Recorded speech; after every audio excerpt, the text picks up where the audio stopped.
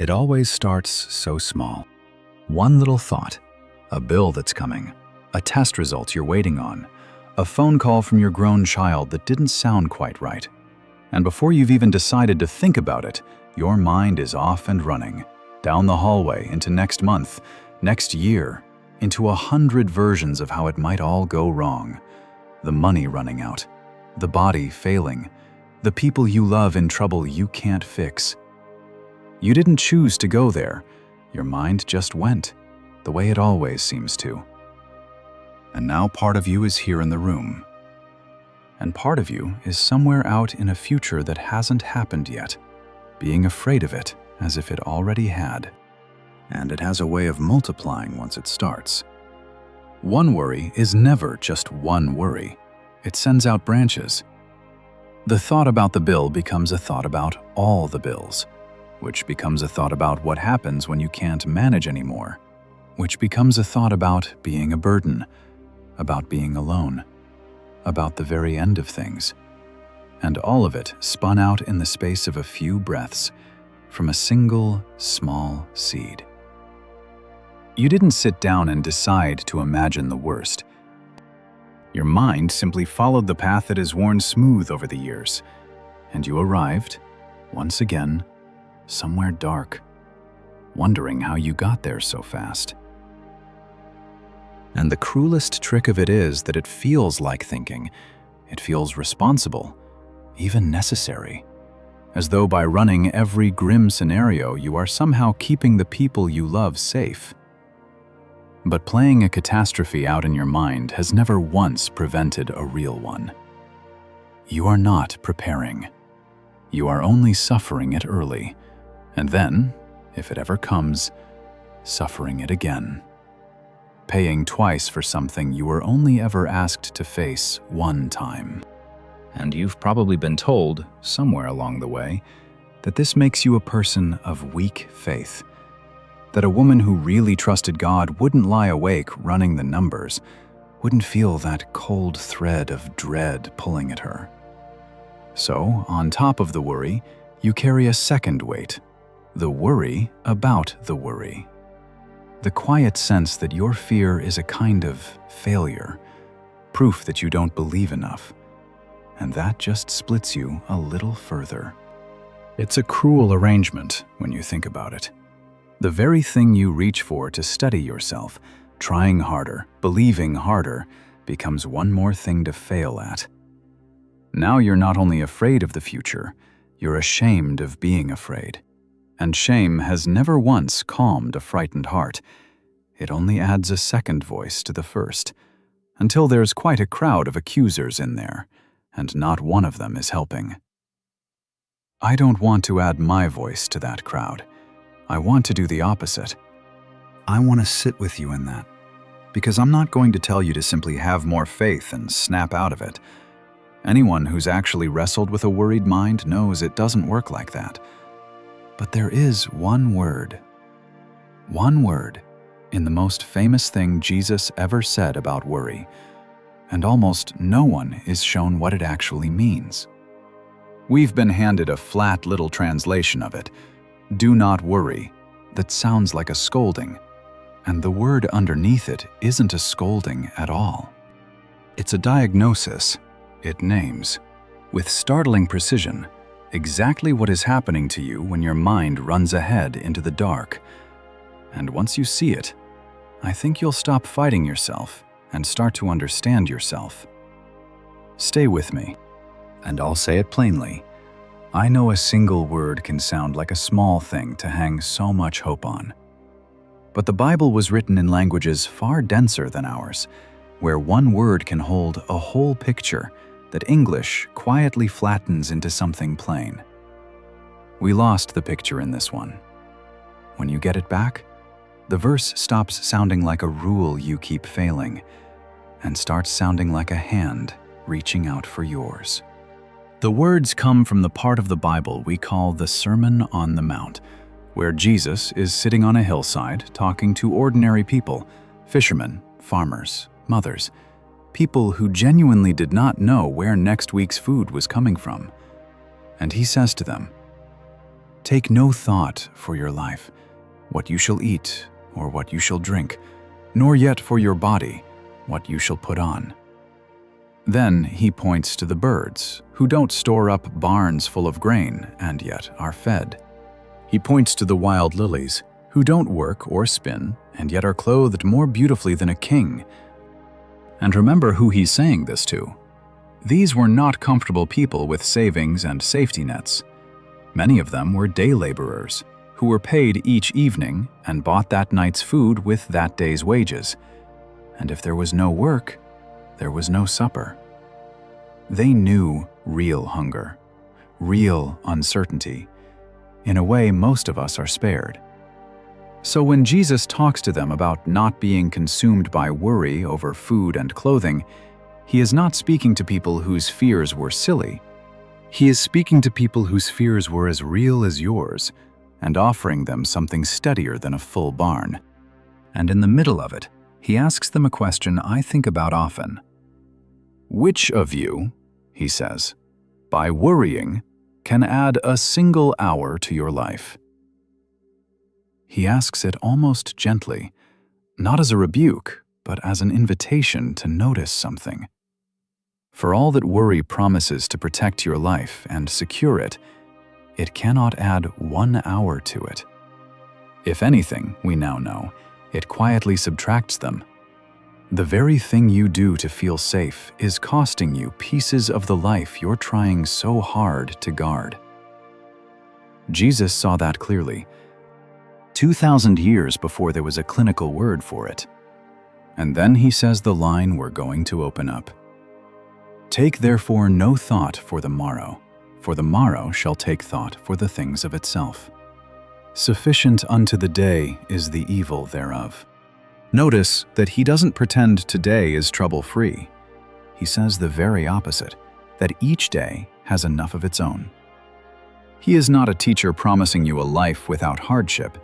He is far too honest for that. Today may well have something hard in it, but his point is that today's trouble comes with today's grace to meet it, and tomorrow's trouble will come with tomorrow's.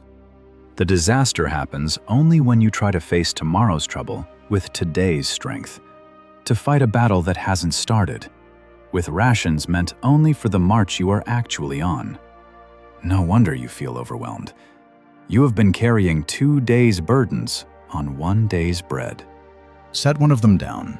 Not the today one. You can carry today. You were built for exactly that. Set down the tomorrow one. The one that isn't even fully formed yet. The one made of ifs and maybes and might never happens.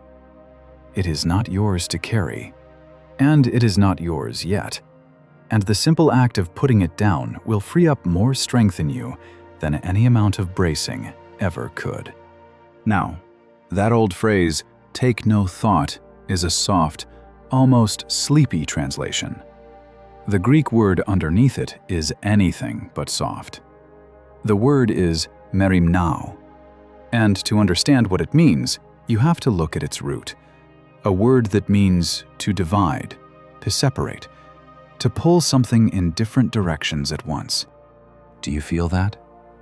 Worry, in the language Jesus spoke it in, is not simply being concerned. It is being pulled apart. It is the experience of having your mind divided, drawn in 2 directions at the same time. One part of you trying to stay here, in the day you're actually living, and another part of you dragged off into a tomorrow that doesn't even exist yet. That is what the word describes. Not a moral failure, a fragmentation, a person being torn in 2.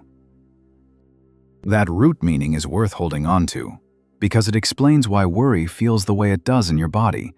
That scattered, restless, can't settle feeling, like you've left something on the stove in another room. The mind under merimnao is not concentrated, it is fragmented, split, its pieces flung across time. The ancient world had a vivid sense of this, that a divided mind is a kind of suffering all its own, quite apart from whatever you happen to be worried about. The torment isn't only the feared thing. The torment is the dividing itself.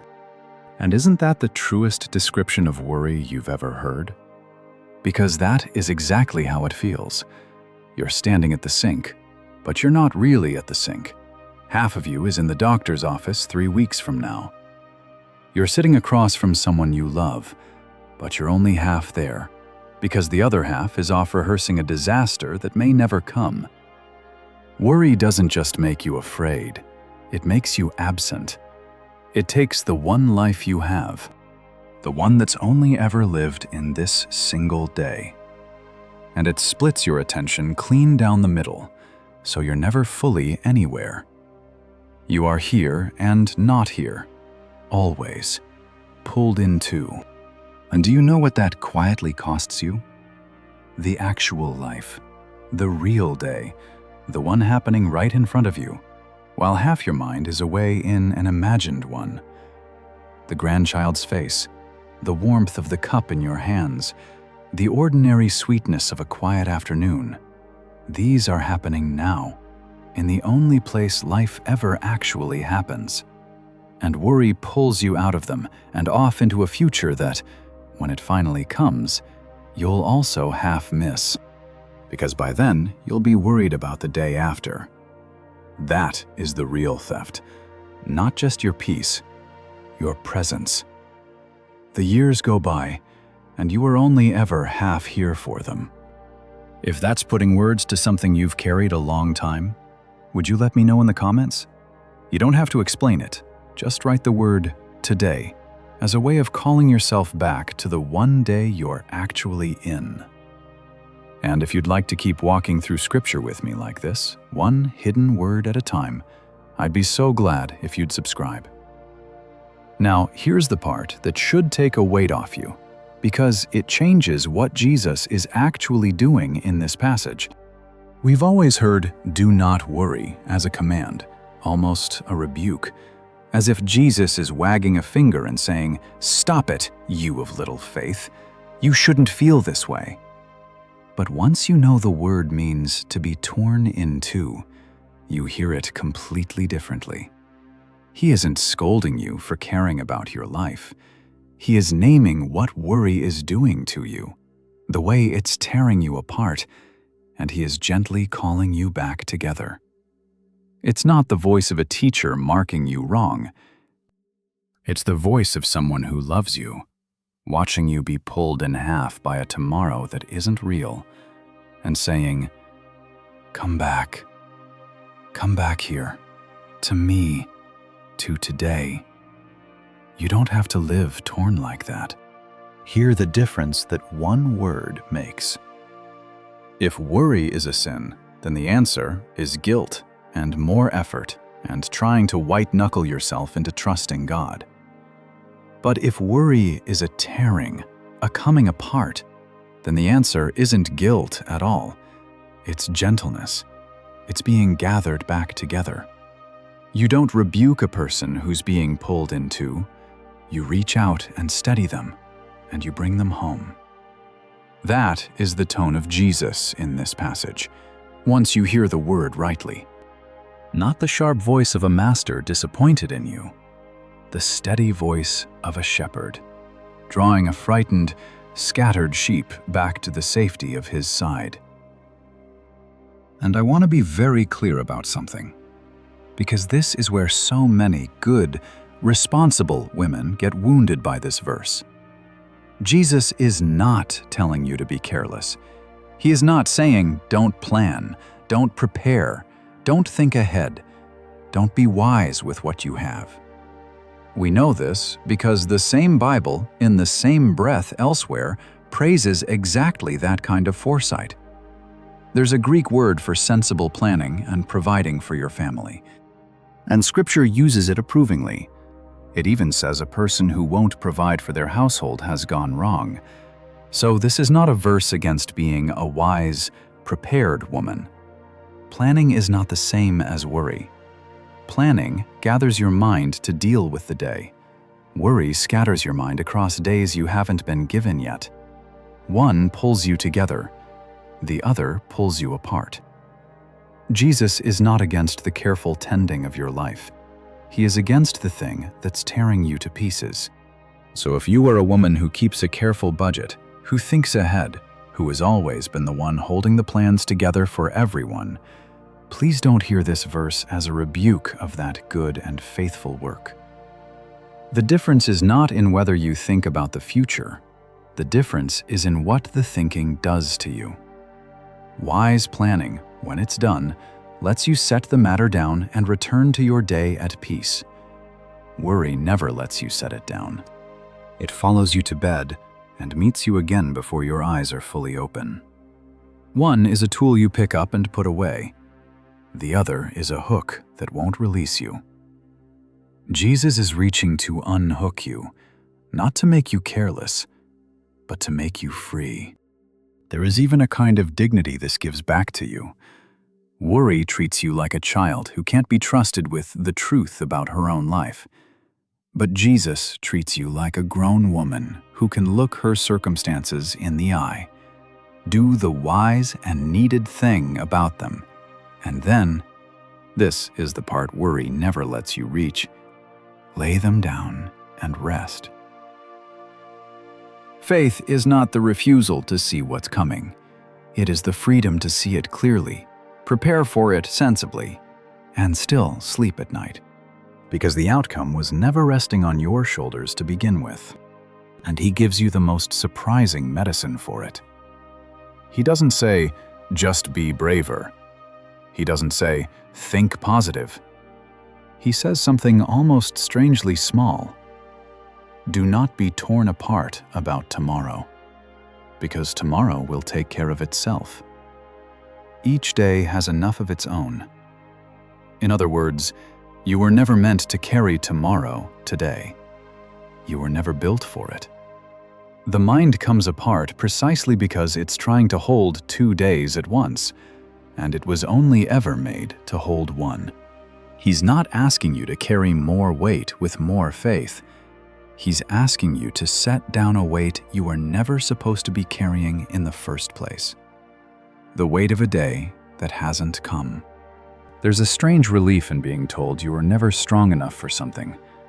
We spend so much energy trying to be equal to the future, bracing, preparing, steeling ourselves to face whatever's out there. And Jesus quietly says, you don't have to be equal to it, because you're not being asked to face it yet. The grace to meet tomorrow is real, but it's tomorrow's grace, and it is issued tomorrow. Trying to feel today as though you already had it is like trying to use a key before the door is in front of you. Of course it feels like it doesn't fit. You're holding it a day too early. And here is the mercy hidden in that. It means you do not have to manufacture, today, the strength for a thing that may never even happen. So much of what we brace for never arrives. We spend real strength on imaginary battles. And for the battles that do come, the strength arrives with them. You have seen this if you look back honestly. You have never once, in your whole life, had to face a real day without the grace for that real day. It came. It always came. It was only ever the imagined days that found you empty-handed, because grace is never issued for days that don't exist. There's a writer from that very same century, a Roman thinker named Seneca, who lived at the same time as the early church, who saw the same thing in human beings, even without knowing Jesus. He wrote that we suffer more often in imagination than in reality. He noticed that people rehearse disasters in their minds long before there's any sign of them, and that the rehearsal causes real pain over things that frequently never happen at all. 2,000 years ago, a careful observer of the human heart wrote that down, that most of our suffering is suffering we manufacture in advance, paying interest on a debt that may never come due. He saw the symptom clearly. What he didn't have was the cure that Jesus offers. Not just stop imagining, but come back to today. Because today is where I am, and today is where I'll feed you. There's a strange comfort in that company, even across 2,000 years, in knowing that some of the steadiest minds who ever lived still had to talk themselves home from tomorrow. You are not failing at a thing everyone else finds easy. You are wrestling the same old beast every thinking person has wrestled, and there is a well-worn path through it, and it has always led the same direction: home, to the day you are in. And there's something almost comforting in knowing the human heart has always been this way. This isn't a modern affliction, born of the news cycle or the phone in your pocket, though those certainly pour fuel on it. 2,000 years ago, on opposite sides of the same century, a Roman philosopher and a Galilean carpenter both looked at the human tendency to bleed for tomorrow and named it plainly. You are not broken in some new and shameful way. You are carrying the oldest weight there is, the one every honest person has felt, and there has always been the same way home from it, back to the day in front of you. So let's bring this home, to your worried mind, to the nights it runs ahead without you. Here is the lie that worry has been telling you. It tells you that if you just think about tomorrow long enough, hard enough, from enough angles, you can somehow get on top of it, secure it, make it safe. So you let your mind run ahead and live in it, rehearsing every version, as though the rehearsing were a kind of protection. But it isn't. You cannot pre-live tomorrow. You cannot pre-suffer your way to safety. All the rehearsing does is tear you out of the only day you actually have and exhaust you with 100 futures, almost none of which will ever arrive. Worry feels productive. It feels like you're doing something, but it has never once changed a single thing about tomorrow. It has only ever stolen today.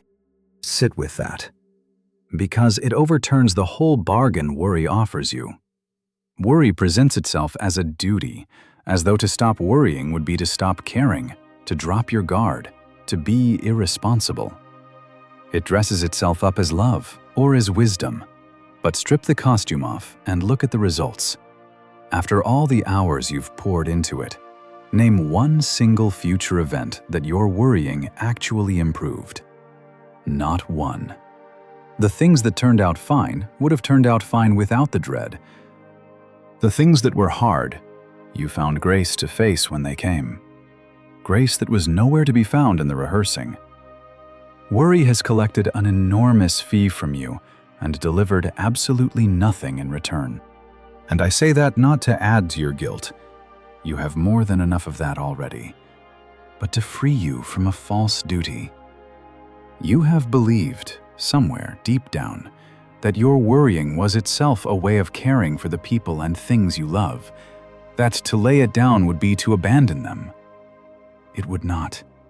You can love them every bit as fiercely and tend them every bit as faithfully, with a mind that is whole and present instead of one that is torn and exhausted. Setting down the worry is not setting down the love. It is finally freeing the love from the thing that has been quietly draining it dry. Think of how much more of you there would be for them, for your husband, your children, your friends, the people God has actually placed in your today, if the worry weren't taking its quiet, nightly cut. Worry is expensive, and the people you love are so often the ones paying for it, in the half-attention and the tiredness and the tightness in your face. To lay it down is one of the kindest things you could ever do for them. The freest. The most present version of you turns out to be the most loving one as well. And here is what I most want you to see. There's a reason the prayer Jesus taught, just a few lines earlier on that same hillside, asks for daily bread. Give us this day our daily bread. Not give us this month's supply. Not give us a year's security up front so we never have to depend on you again. Daily bread. 1 day's worth. Because that is how God has always given, 1 day at a time. Think of the old story of the manna in the wilderness, that strange bread that appeared on the ground each morning. The people were told to gather only what they needed for that 1 day, and when they tried to hoard it, to store up tomorrow's portion today, it spoiled overnight. It would not keep. Not because God was being stingy, but because He was teaching them the very thing your worried heart needs to learn. That His provision comes fresh each morning for the day in front of you, and it cannot be stockpiled. Isn't that a strange way for God to run things? He could have set it up so you'd never have to depend on Him twice, given each person a lifetime supply up front and let them manage. But He didn't. He chose daily. Bread that comes fresh and won't keep. And I've come to believe that the dailiness is not the inconvenient part of the gift. It is the gift. Because it means you get to meet Him new every single morning. It means the relationship never calcifies into self-sufficiency. It means you are never more than 1 day from needing Him, and therefore never more than 1 day from being met by Him. The very thing worry hates, the not knowing, the having to trust, is the thing that keeps the door between you and God propped open every day of your life. So you might begin to see the not knowing itself a little differently. The very uncertainty that frightens you, not being able to see around the corner, not having it all locked down and secured, is not God withholding something good from you. It is the shape of a life lived in daily relationship with someone, rather than a life of self-sufficiency in which He is only needed in emergencies.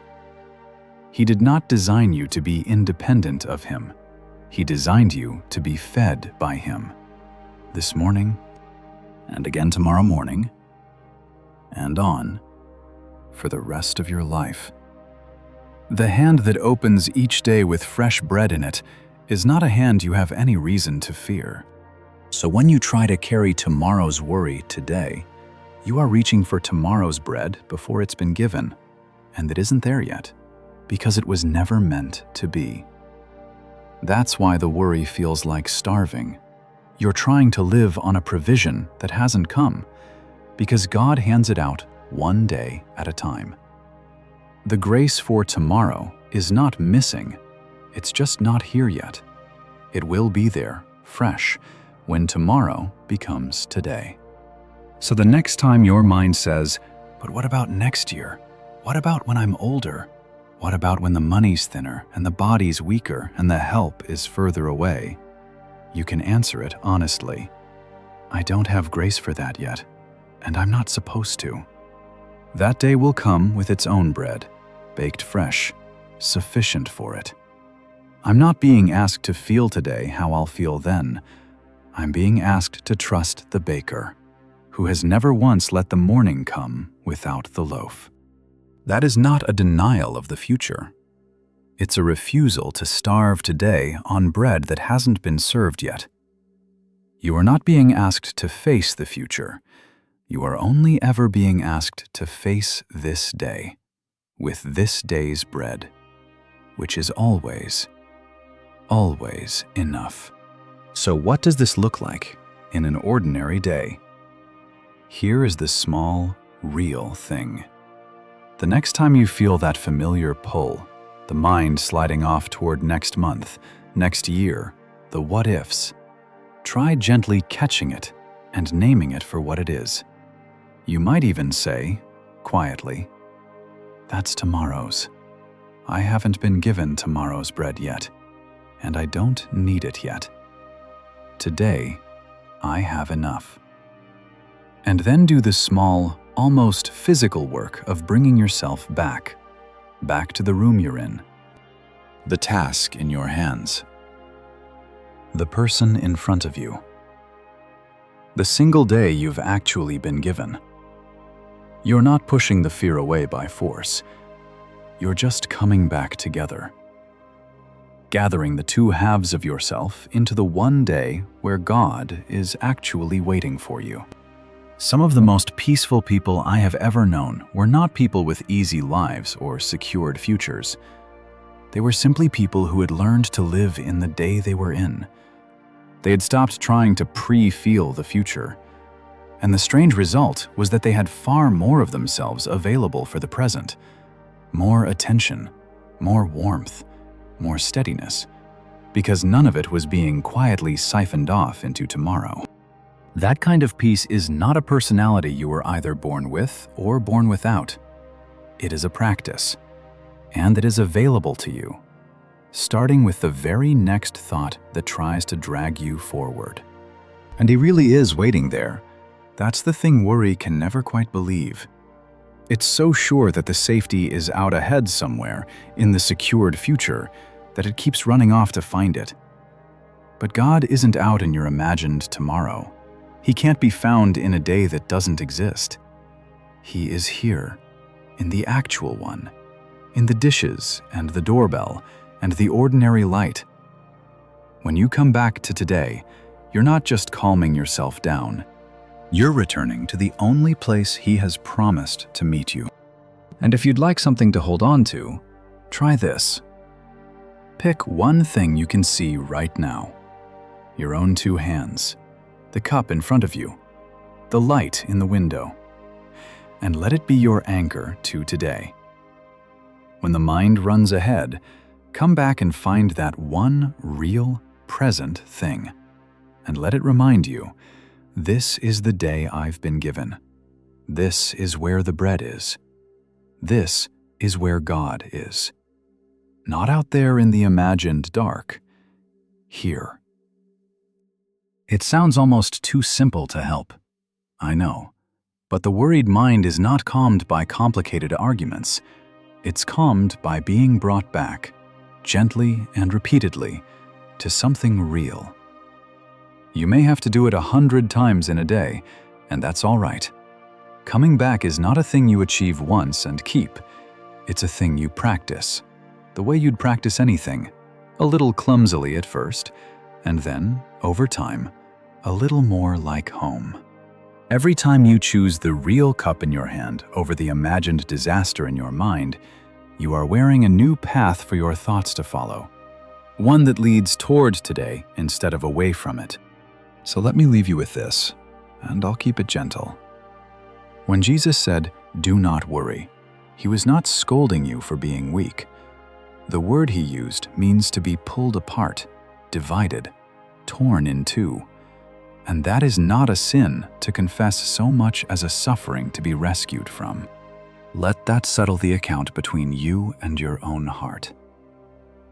You have spent years, perhaps, treating your anxiety as evidence against you, as the thing that proves you're not a good enough Christian, not trusting enough, not strong enough. Set that verdict down. A torn thing is not a wicked thing. It is a thing in need of mending. And the one who made you does not stand over your fragmentation with crossed arms. He kneels down in it and gathers the pieces and calls them gently back into one. That is what He is doing right now with you. Not tapping His foot, waiting for you to finally pull yourself together. Gathering, patiently, tenderly, as many times as it takes, gathering the scattered pieces of you back into the single, whole, present life He gave you to live.